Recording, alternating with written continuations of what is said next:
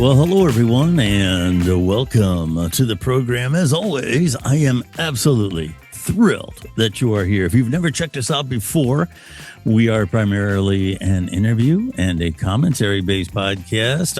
With me today, we have an interview. Danielle M. Orsino is on the line. Danielle, so glad you are here. Thank you so much for having me. I'm excited to chat. All right, I am too.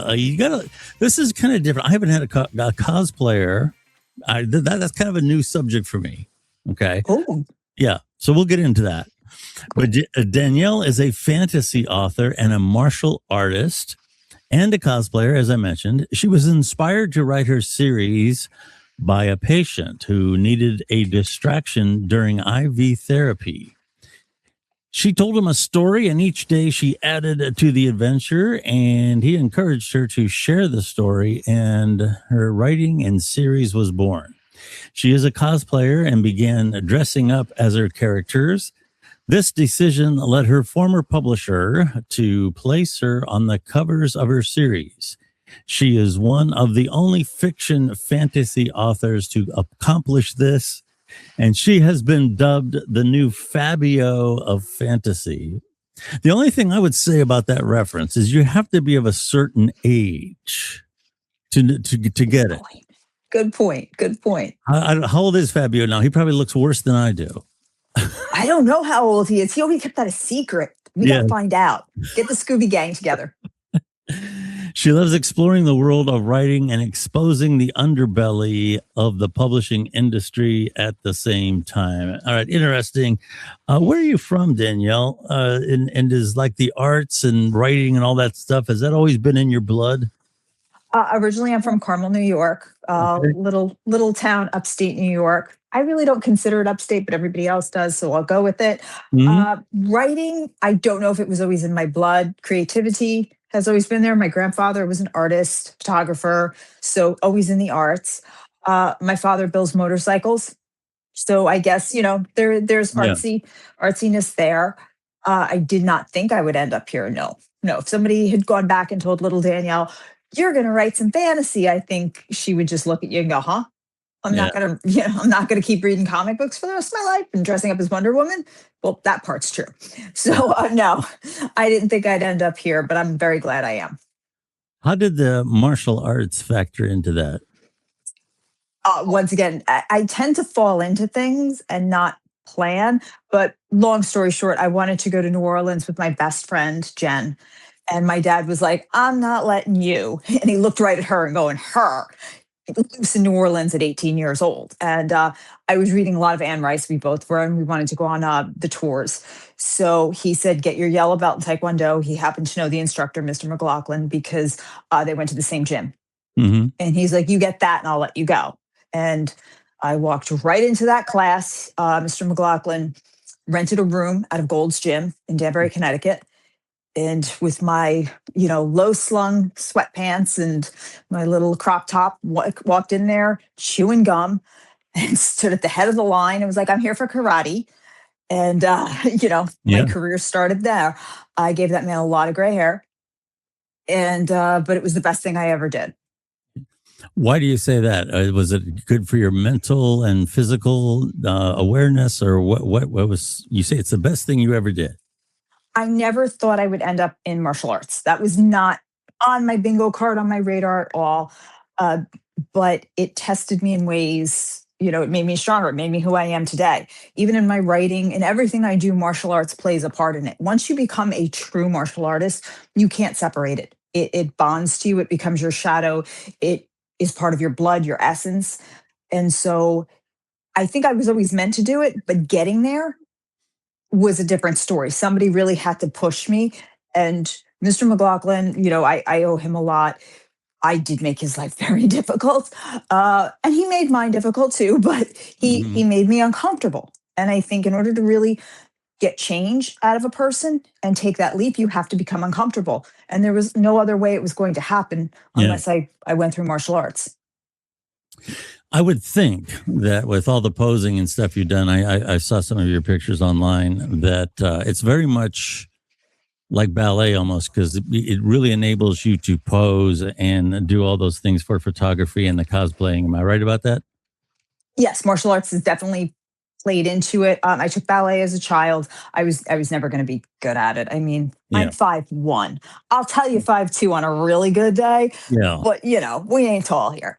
So I was never going to be a prima ballerina. Let's just start with that. But martial arts has played into the posing and everything, and really the embodiment. Because when you do forms or katas, as people may know, you really have to take in that warrior spirit and convince people that you are fighting these imaginary, opponents and things like that. So I would say martial art plays into all of it, but it does help with the posing, the flexibility, all of that. Interesting. Okay, the writing itself. Obviously, you were inspired by events that happened to you through the situation happening, with the patient. Mhm. And you talk about the process of writing from an untrained author. I'm not sure there is a trained author. I mean, I suppose there's people that take literature and creative writing and English classes and things like that. That would certainly, I would think, help you. Mhm. Um, but storytelling, I don't know. You tell me. Is the approach different when you haven't been trained, let's say, classically as an author? It's very odd because when I speak to other authors who have a master's in creative writing or that kind of literature thing, they have definitive things they've been taught, tools they've been taught, Hmm. plotting, outlines, things like that. Yes, they have a very specific method. Myself, it's fly by the seat of my pants and chaos. I had no idea. I mean, I wrote all 6 books in volume one in the Legacies of Light and Dark in one shot Hmm. because I didn't know what I was doing. I just started picking up, and I hand wrote everything. I picked up one journal, started writing, and then I'd be like, oh, well, they're going to want to know why this happened. And I'd pick up another. Nothing was done in order. Hmm. I didn't know the term world building. Everything was instinctual, which I think is a good thing for me. Because, Hmm. like I said, I'm kind of all over the place when it comes to that. Um, but it is very untrained. Look, I love a good comma. I'll Hmm. throw a comma in anywhere. Um, so I'm not sitting there being like, here is the preposition. It goes here, the conjunction. None of that happened. Okay. There Yeah. was no like form. It was just write, get something on the paper. We'll go from there and see what happens. To where when I spoke to other authors, they were like, I sat and I interpreted this 15th century poem. And I'm like, what? I'm like, I'm sorry, what? What did you Yeah. do? Or somebody asked me about the Oxford comma. And I literally went home and looked at my keyboard. And I'm like, okay, maybe it's an alt comma thing. Do I have to hit shift? And I was just staring at it like, okay, how do I know? And I had to look it up. And then when I was like, it's a comma before and, I was like, keyboard, you betrayed me. There were things I just didn't know. So I think it's more that aspect of it. Yeah. There's a lot of nuances that Yeah. I've just missed. I remember nature versus nurture, like man versus nature, those Yeah. little things from English. Sure. Past that, we'll see what happens. I've always been told over the years that, especially on your first draft, the most important thing is to get the story. You can go back Correct. on your second and do all the fine form things. But once you have a good story and you have it in your mind, it's like if you're a musician and you have a good melody or you have a good guitar riff, you want to capitalize on that first and Mhm. then go back and worry about all the little details. Is I that would about agree. right? Is that about right? Yeah. I would agree with that. I often say it's like making a human body. I have to get the skeleton first, Yeah. then I can do the bones. I can do the bones and I could do the meat and kind of do that. I'm probably more like the Swedish chef when I write. I'm just Hmm. pouring it all in and then I'll kind of fine tune it and work it out. But when I write, it's almost like a download of information and I act out all the scenes in my head. I can hear the genuflection, I can hear all of that. And Hmm. sometimes I'll say it out loud a couple times to see if that's exactly how I want it interpreted and go Okay. back and forth. And my husband laughs at me because he'll hear me and he'll go, "Is that what you were saying in there?" And I'm like, "Yeah, it's that scene. I'm doing that." And he's Hmm. like, Oh, okay. Now I got what's happening. And I've pulled out dragon figurines and fought with them like G.I. Joe toys. And he'll walk in the room and go, never mind. I don't want to know what's happening here. Just let me Yeah, know if you need help and back out. So I think everybody has their process and what works for them. sure. And it kind of balances out.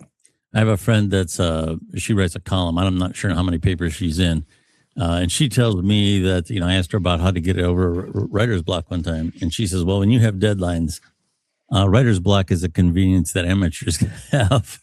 You got to plow through it." Yeah. Uh, Now it's not different. It's probably a little different when you don't have a deadline, but I mean, is the discipline you write whether you feel like it or not? I try to always write something and get it out because I can't edit what's not on the page.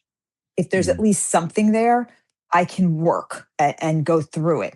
What I try not to do is force myself to write in order. Mm-hmm. If I try to do that, there's going to be a problem. So it's just a matter of putting something on the page.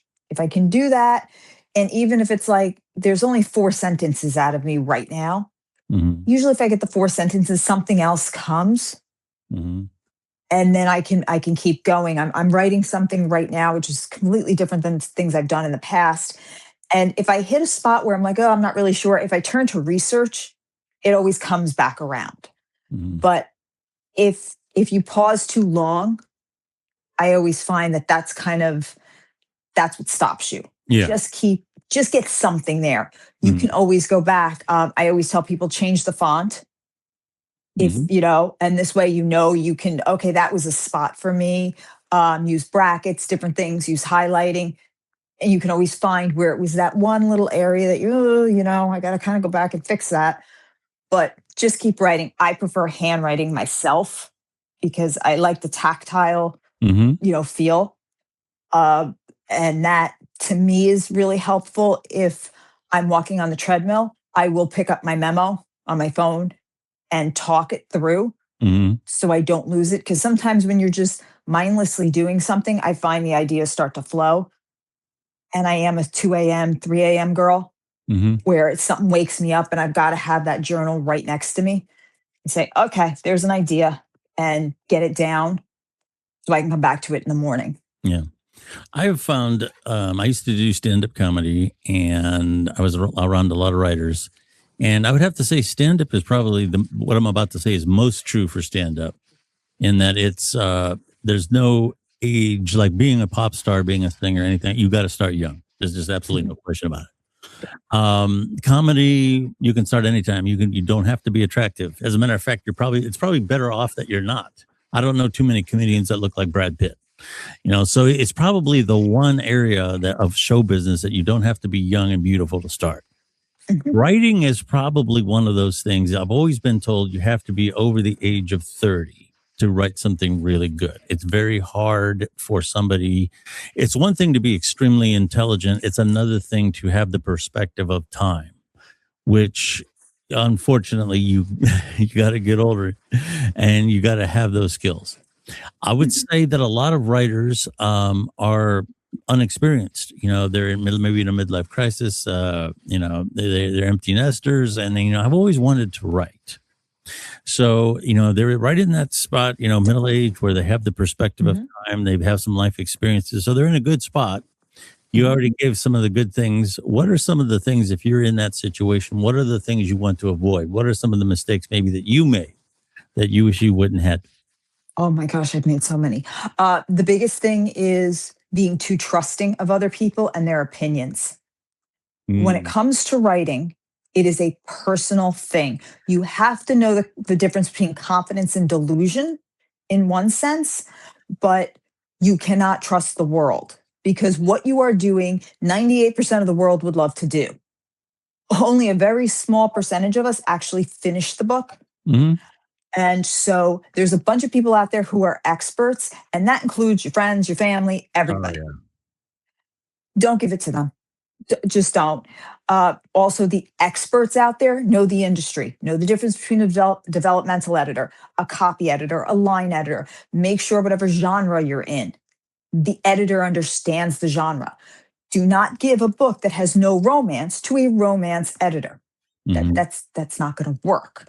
There are things like that you have to know before going in. I've made those mistakes. I've made a lot of those mistakes. The other thing is you can be too trusting, and you have to know what to fight for and what not to fight for. There are hills to die on and hills not to. Hmm. You know your characters better than anybody. But if an editor keeps going, you know what, right here, this needs to get fixed. You can't sit there and say, no, no, no, no, no. You have to know when to go, okay, all right, maybe I should look at this again. But then you can't take all of their advice either. Hmm. I've made both those mistakes. Yeah. An example was I was approached by one of the big five publishers for Locked Out of Heaven. And one of their things was, you got to change your name. It should be DM Orsino, not Danielle. And I dug my heels in. Everybody's going to know I'm a woman and blah, blah, blah. Here we are 6 years later. Hmm. And I get so many emails from men saying, I wish I didn't know you were a woman. I'm sorry, that's horrible to say. They were like, but I didn't pick this book up for so long because you're you. And now here I am later, and I'm like, I missed out on a great series for so long. I think if you had gone by your initials, you would be so much further. And I'm like, they were right. Like, I really Yeah. should have just not been so stubborn about that and should have just taken their advice and gone, okay, I could have gone by DM. Like, it wouldn't have, that's something that wouldn't have killed me. But at the time, I was so like, I'm a girl. And Yeah. I could have let the girl power thing go for a second. So there's little things like that I think you have to do your research on. Yeah. Marketing is a whole nother subject. I mean, there's a whole lot of weird little things that the public does that you have to be aware of. Some of them you may not understand, you may not agree with, but especially when you're starting out to get your stuff out there, you got to sometimes dance around those little things. And that kind of brings us to, you mentioned being a female in the fantasy world. I don't know that I've ever connected those two dots. There's a lot of things I can, come up with that I would say, being in a male dominated thing is kind of tough. I don't know that I've connected that with fantasy, but you just mentioned something about how people choose authors. What are some of the challenges as a female, especially in the fantasy world? Is it always like male heroes, Marvel comics type stuff, or what is the issue with gender? The biggest thing is that right now, a lot of people think female, fae, fantasy. You must be writing romantasy. You must be writing smut. You Mm, must be writing like Sarah J. Maas. I am none of those. I am old school Brandon Sanderson, J.R. Tolkien, things like that. I And see. so when people pick up my book and they see a female author and fantasy and fae, they're expecting romance. I I see. don't give you any of that in the first couple books. So they're like, so my female audiences, a lot of them are let down. My male audience, who some of the books are a little more geared to and would like that front contextual load, that old school Brandon Sanderson, like I said, they miss me. And then their wives wind up handing them the book going, you would like, this is up your alley. They Mhm. read it and then they could write me back and go, oh my gosh, you have dragons and they talk and they're not just fire breathing, they're their own sentient beings. And oh, this is exactly what I wanted. And Mhm. my wife gave it to me. And I'm like, they kind of, and then I get the women who were like, she info dumps. And then somebody goes, no, it's not info dumping. It's a front contextual load. By the time you get to book 3, all that stuff that she talked about comes right back around. Mhm. And so there is a bit of a disconnect. I do have my female fans my readers are very loyal and they're voracious and I love them. But I do have a big divide in it. Mhm. And some of it is just due to gender in it. Also, my men are not typical. My dark fae king is a virgin. He is not throwing a woman over his shoulder and giving you that typical thing. He's brooding, but he'll slay a demon and then he'll go home and kind of sit there with his dragon and be like, "Did I do the right thing today? Mhm. I'm not 100% sure." And so they're very complex, layered characters that do not fit in to the typical stereotypes. Mm-hmm. of things, and I don't want them to. I Okay. really don't. My women are not fighting over men. They do not have time to swipe right or left. They've got a war to plan, and so people are like, "There's no romance." I'm like, "No, books 1, 2, there is nothing. By 3, you're starting to get an enemies to lovers, Mm-hmm. and then, but it's always the underling. It's not what's driving my plot. So for a female fantasy author, some of them are like, there's no spice. There's no, Yeah. they're like, what's going on here? And I'm like, no, you gotta think also, my books are not 500 pages. Mm-hmm. They're between 3 and 225. I'm your gateway drug into fantasy. Mm-hmm. I don't want you to spend a lot of money because I have to think about how much money are you going to spend? I don't want you spending past $25 Mm-hmm. because I want to give you a great experience, but you should not have to pay $50. I can't do that myself. Yeah. I'm not doing that. I'm not paying that much. Who am I kidding? I'm Sure. not doing it. So I like to be able to give you an immersive experience with playlists and illustrations and other things. So I have to take my reader into account very deeply, and that puts a different spin on a lot of it. So I'm not gonna if I'm gonna do a love story, it's gonna take me a long time. I see. Yeah, fair enough. We talked about cosplaying, and just for the audience that may not know the term, what is cosplaying? Cosplaying is your expression of fandom. It's how you interpret the character, you dress up like them, how you feel they would act. I've seen people take Wonder Woman and do her in a Victorian style. I've seen people take the character of Captain America and make it a female Captain America. It's just how you take your fandom, whatever it is, Mhm. dress it up and bring it to life. If let's say I'm Star Wars and all that, people dress up, that's all cosplaying. That's Just all plain old- cosplaying. It's all Yes, cosplaying. that's all. That's just it's not live action role playing. That's different. It's when people go out and act out on the battlefield and things like that. Cosplaying is dressing up however you do it. Some people buy their costumes, some people make their costumes. It's just going and embodying your fandom for the day. Okay. So you can do this like just at yourself at home, or do you like go to like I hear about these Star Trek conventions and all that? People go to cons. Some people just do photo shoots. They never go to cons. They just do photo shoots, post them online. It's just for you. It's not really for everybody else. The community sometimes gets a bad rap. Hey, it's a bunch of geeks running around in spandex. Yeah. But it's an art form to a lot of people because they take it to all different levels. I have friends who, build like you wouldn't believe. I have some friends who just take one character and they are that character in every way, shape, or form. They try to live their life like that. And I think it's beautiful. It's just how you do it. When when you do it, you evidently did it is in terms of the characters that were in your books. Am I correct in interpreting that? I was before that, I was always cosplaying at New York Comic Con as different characters. And then I took it a step further and did a photo shoot as my characters to figure out what they would wear and really Okay, get into it as I wrote because I thought it would help me in my writing. I that's felt my interesting. characters were flat and I Okay, needed to go to another level. So I pulled on my cosplay experience and brought them to life that way. okay. Well, that's an interesting way to understand your characters. That's cool. All right, because I honestly like, for example, when you talk about it as something that was an individual form of expression. When I heard cosplay, I kind of knew what it was, but I always thought about the conventions and the Star Wars people and people Mhm. walking around like whatever that was, Chewbacca and all that stuff. So yeah, that's cool. Yeah. Comic books. Uh, Mhm. I associate cosplaying with comic books. Is that fair? That's a fair statement. Yes. Yep. 100%. That's where a lot of it comes from. New York Comic Con, San Diego. That's where you see most of us. And we are dressed up like Captain America, Superman, Wonder Woman, whatever you expect, Catwoman. That's where Okay. you'll see us.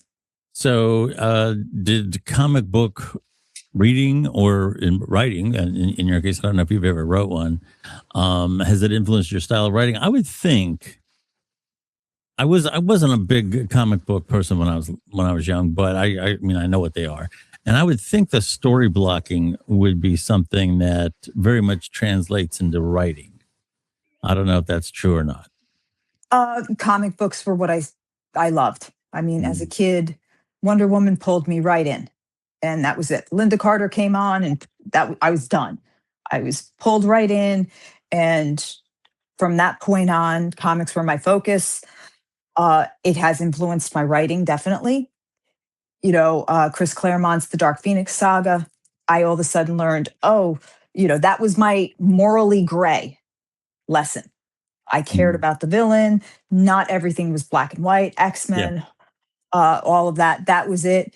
The artwork, I discovered Mike Deodato Jr. and his run with Wonder Woman, Jim Steranko, and everything he's done to just change comic books.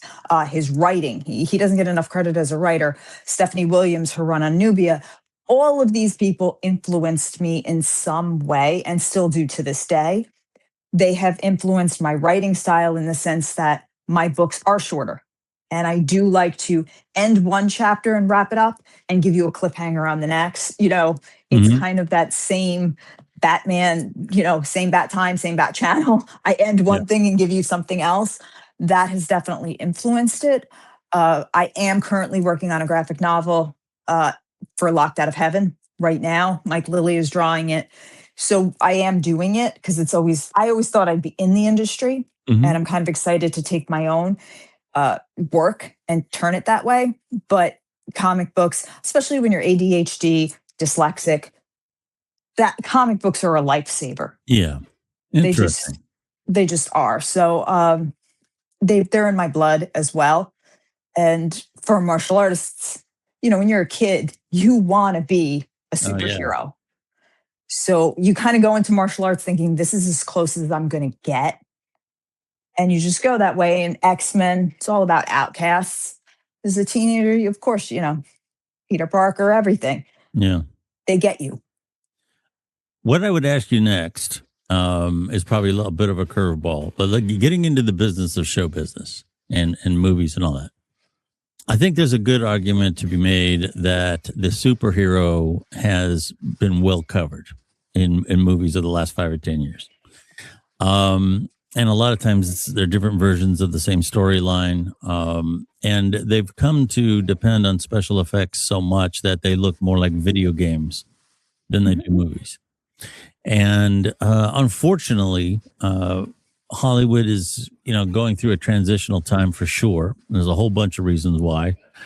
Streaming, I think they invest too much in streaming. The popularity of things like TikTok, all those things. You mentioned staying away from politics. That's something that actually these days cannot do. And in the old days, in the Samuel Goldwyn days, he didn't allow that to happen. You didn't Right. have Humphrey Bogart and all this stuff. Yes. BSing about the president. It just didn't happen because he knew Right. that it would alienate the audience. Mhm. So with that being said, it's getting to the point now where the only movies that make money are the superhero ones. I mean, with a few exceptions here and there, and they're starting to look the same. Did you think have they so often they get on something that works and then they just beat it into the ground? How do you feel about the state of how comic book stories and fantasy and superheroes over the last 5 or 10 years? How has that evolved in what people watch in terms of movies and things like that? Is it good or bad? I think it's down the middle. I Okay. don't love some of it. And I'm a comic book fan. Yeah. I mean, when Wonder Woman came out, believe me, I was in full Wonder Woman gear online, ready to go. It was the first one. The second one did not happen. I was there. I mean, Yeah. I loved it. I adored it. The fact that we didn't get a third and she was cut right after the second one bothered me because we've seen bad Batmans and they've always come back. Yeah. Like Batman always gets a second, third, fourth, fifth, sixth chance. Yeah. The same thing with Superman. I think what Zack Snyder did with Superman, I loved it. I liked seeing a darker take. What I don't like is the minute you veer from the middle, Hollywood's like, nope, didn't work. We got to go. Yeah. And they don't give it that other chance. That's the problem. I find that we wash it too much. And they make the movies partially for the fan crowd, and then they have to make it for everybody. It's a really weird line to walk. It just is. You can't make everybody happy. I get it. But the minute a director tries to do something different, they're demolished and we never see it through. Like I said, I enjoyed Zack Snyder's take. I loved Henry Cavill's take on Superman. I wanted to see him follow through. But all of a sudden we got James Gunn doing punk rock is the new kindness. Hey, let's go. And I'm like, who the heck is Superboy? I'm like, since when is Superboy 2 years old, Superman? I'm like, I want a man. Not that the kid didn't do a great job. And Nicholas Hoult as Lex Luthor, finally. I mean, that was a great Lex Luthor. But I feel like the minute this thing doesn't even make enough, they cancel it. We're on to something else. I think the attention span is very short and nobody's willing to take any more chances. The Avengers Doomsday coming up, while I'm excited for a lot of parts of it, to me, some of it feels like a cash grab. Like Marvel messed up in so many places that now it's like, okay, let's bring this back in. Let's give this cameo. Okay, James Marsden's back as Cyclops. I'm looking at it going, all right, well, this is either going to be really great or we're screwing it all up. To me, I kind of want to go back. I don't need to see Lord of the Rings again. Yeah. But I'm done with the remakes. Yes. I want to see some new, fresh things. Do I need to see 13 Ghosts brought back again? I love Matthew Lillard, but do I need to see another remake? Do I need to see Scream again? No, there are so many writers out there with fresh ideas that I'm kind of looking at Hollywood going, okay, you got streaming. Do I think streaming was a great idea? We blew that. Like Hollywood, there's no middle. It's like one end of the pendulum to the other. We can't seem to, a good idea gets blown up quick. There's so many good ideas and you have so many different ways to do it. Take a new writer. Take some of this IP. I don't need to see Fourth Wing done. Okay. Like it doesn't always have to be that New York Times bestseller. There are these indie authors that have great IPs that I think Hollywood could do something with. Netflix, whatever you want to call it. Because now I feel like you can't say Hollywood. You got to say Netflix, you know, like that's where we're at now. Yep. And do something. I think animation is really where we can go with it. It doesn't always have to be live action. I think animation is still there. It's not always Disney. It's not always Pixar. There are, Powerhouse. There's a lot of animation studios that could do great things and we could pull from it. It doesn't have to be a video game, but I think we're missing the boat on some smaller IPs that are still trendy, but they don't have a studio behind them or they don't have somebody behind them. That if these places would stop and look at the indie authors that are on Instagram or on TikTok, they would find there's IPs out there that are just gold mines waiting to happen. We don't always have to go back to Batman. I know Martha died. Okay. I know what happened at the end of Zorro. They walked out. Okay. They got shot. We saw the pearls go. I don't need the origin story again and again for Peter Parker. Love him. Well, what am I going to do? I mean, when you think about it, Wonder Woman got 2 shots. That's it. That's all we've seen of her. Catwoman got 1. Yeah. I mean, all right, Halle, sorry. It was a nice shot. But, Elektra 1. The females do not get the same chances the men get. Interesting. It doesn't matter how great their characters are. They don't get the same grace. So I think Hollywood needs to start looking outside of the same stuff. We've seen the Dark Phoenix saga done twice. They haven't gotten it right. Don't give me a third. You're not nailing it, guys. Let's move on. Okay. You mentioned animation. And I'll tell you, the first thing that goes off in my mind in this day and age is, you know what? It's going to be AI. And I think that there, you talk about cosplaying, interpreting characters and all that. I have a feeling that the actors being involved in interpretations of characters and things like that, as much as they want to fight it, I think studio execs now don't have to put up with a bunch of stuck up actors The day is going to come when they can make a Wonder Woman or whatever exactly the way they want. It has the potential for being something really good. I mean, I think that you could, wind AI into creativity, but I have a feeling that it's going to be more of a business decision that takes precedence first. What do you think? I know it's hard to predict, but since you're passionate about this and it impacts what's something that you feel, very strongly about, you have a talent for, what is your opinion about what's happening with AI right now? I presume you saw the fight between Brad Pitt and Tom Cruise, and it didn't happen. I mean, it was very hard to tell. Yeah. Here's the thing with AI, and I'm gonna probably upset a lot of people out there. So let me preface it with that. AI is a force for good and a force for evil. It's all who wields it and the guardrails we put on it. I will never write a book with AI. Okay. Do I use Pro Writing Aid to help out? 100%. But I don't sit there and go through every sentence and say, give me more sensory, give me more. No.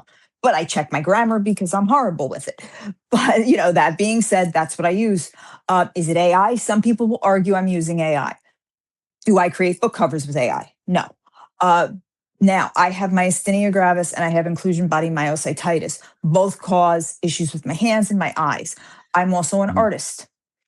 I have gotten to the point that when I draw, things aren't looking as nice as they used to.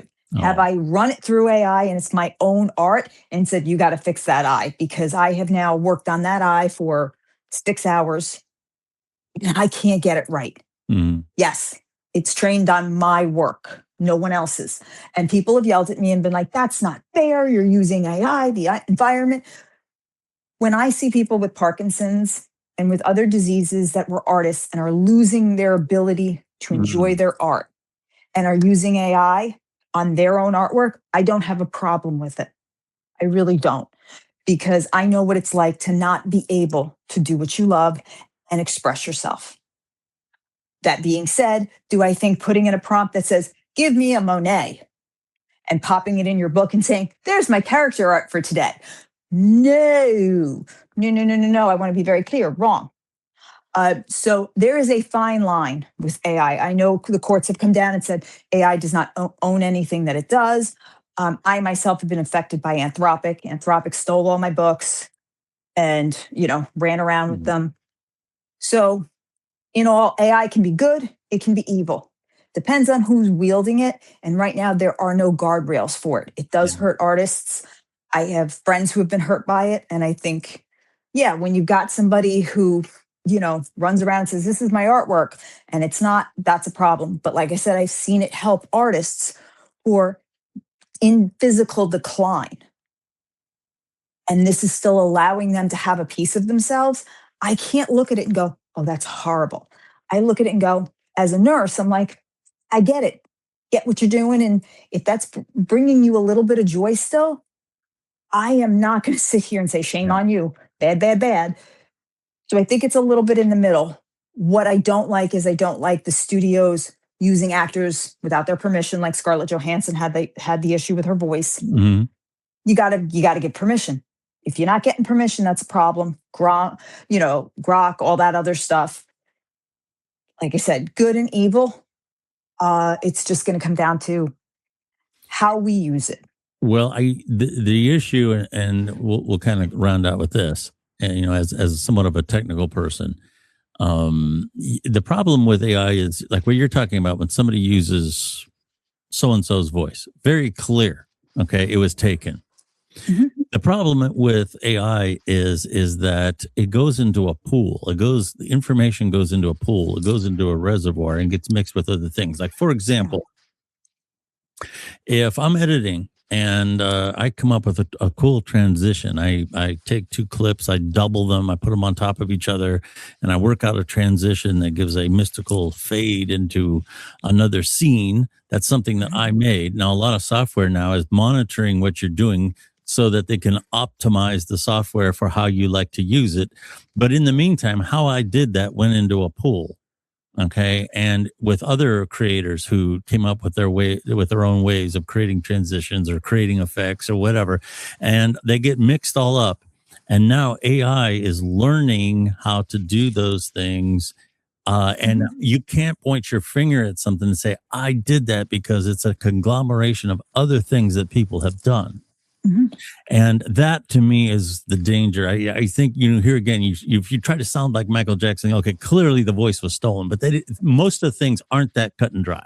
Right. There's a big gray area. I agree with you 100%. Yep. 100%. And that's where I think it's hard with AI is there's this specific gray area that is not black and white. When we watch the Brad Pitt Tom Cruise fight, wait a minute, did Tom Cruise really say that's okay? Did Brad Pitt say it's okay?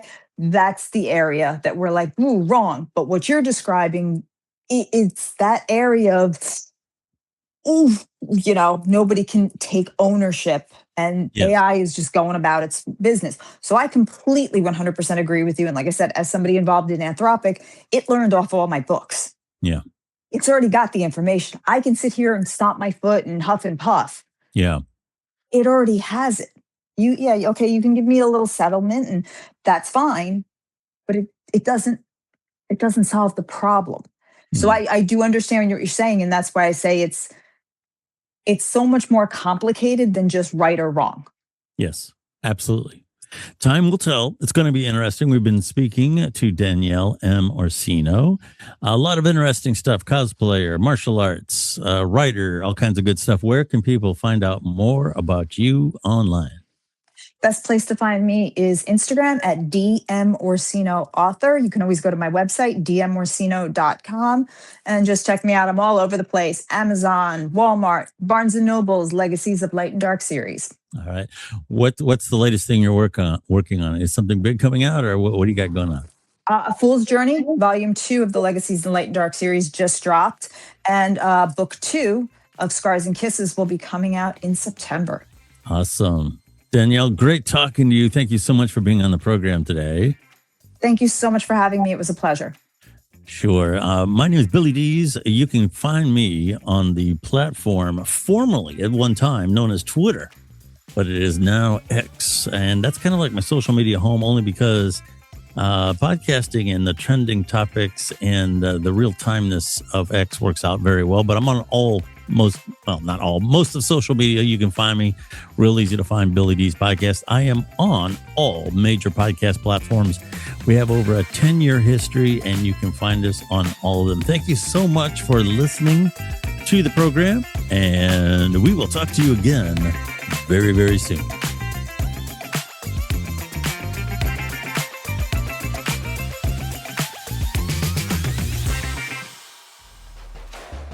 Thank you for listening to the Billy Dees Podcast. Follow Billy Dees on X at Billy Dees for updates about the program. Do you listen to music or audiobooks on streaming devices such as Sonos or Amazon speakers? How about on your car sound system? If you use Spotify, Audible, or Amazon Music on any of these systems, you can also listen to the Billy Dees Podcast the same way. Billy and his team go the extra mile to make sure our podcasts sound as good or better than anything on the radio.